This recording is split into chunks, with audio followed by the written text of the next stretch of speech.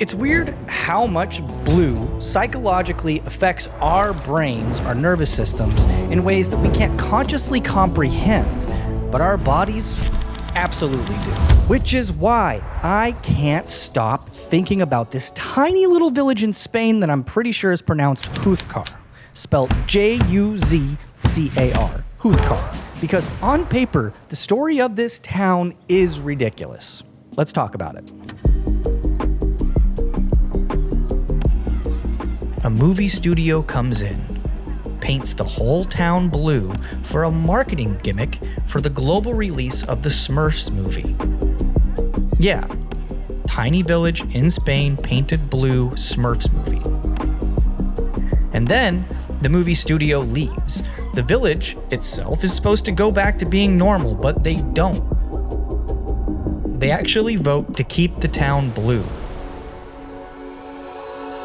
It's easy to say that maybe it was about tourism. Sure, tourism did explode, but I think that explanation is a little bit too small.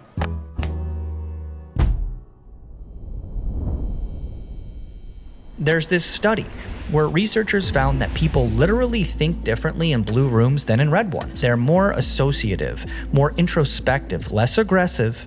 Basically, when subjects were put in blue-colored environments, their cognition shifted towards openness, creativity, imagination, and associative thinking.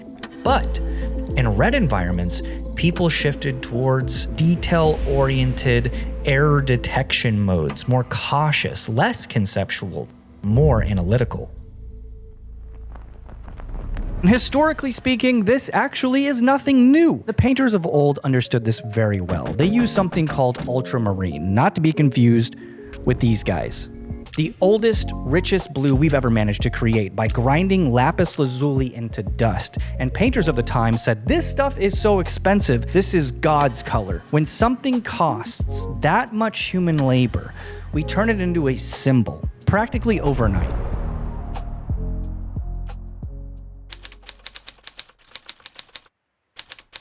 And this is where I have to bring up Klein blue, because you can't talk about blue's gravitational pull without talking about the man who spent his whole life trying to trap the sky in a pigment.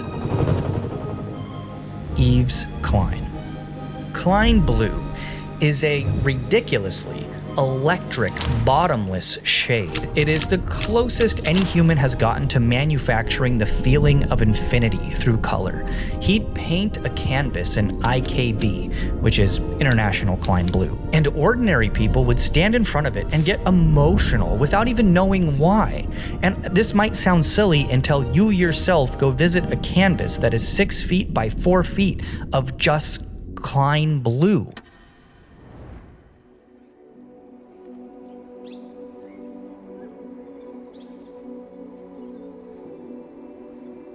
Blue.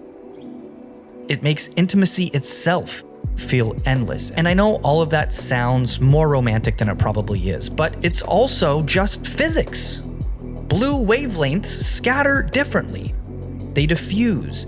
They fill space softer and wider than warm colors do. Blue does something to people. I think we've established that. It gives them a new psychology. And once a place has a new psychology, it has a new culture. And once a place has a new culture, it has new possibilities. And once you see new possibilities on the horizon, you have momentum, baby. Transition.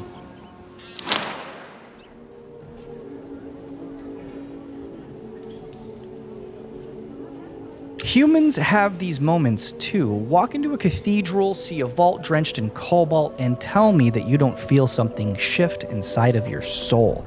You see it looking at the sky, you see it looking at the ocean. There's something that shifts in you. Stare into the Klein blue void and tell me that your internal monologue doesn't start to just kind of quiet down.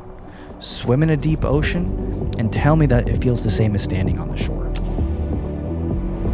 Blue is one of those inescapable colors that we're surrounded with, and it's affecting us in ways that we can't fully comprehend. Humans aren't obsessed with blue because it's pretty. We're obsessed with blue because it literally modulates us like a tuning fork. It tunes us.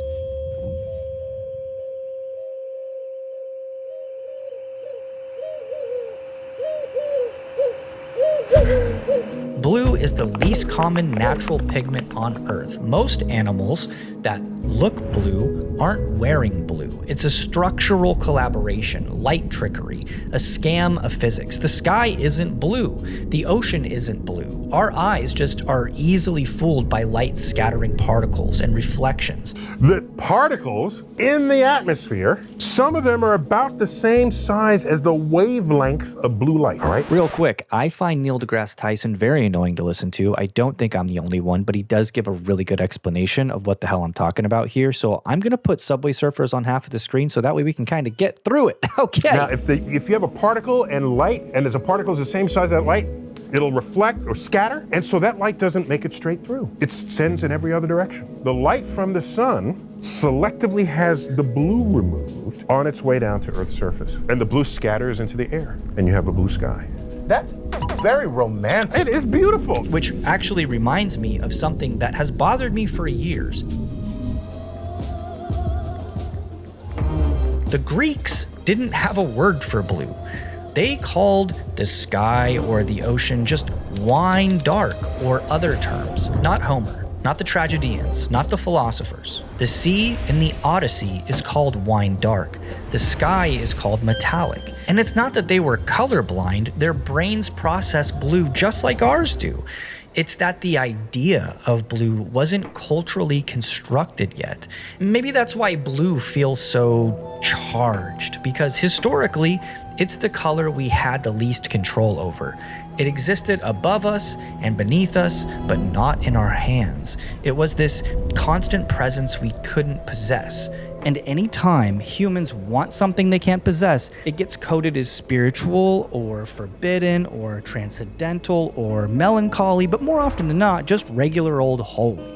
Blue was all of those things at once. That's why philosophers and romantics onwards kept kind of circling the rim, trying to figure out what it was all about. It's why novelists linked it to longing, and poets talk about it as something deep and a way to paint a human being in melancholy. There's something about the hue that makes the mind wander outward and inward at the same time. Maybe it's just the way color works on us because it's working on a part of our brains that's older than rationality and reason itself. And maybe that's why we keep painting our maps with it, and our flags, and our screens, and our gods, and our stories, and our sadness, and our hope, and our towns, and everything else. Because at the end of the day, blue is something more profound than we have words for. All we have is the color.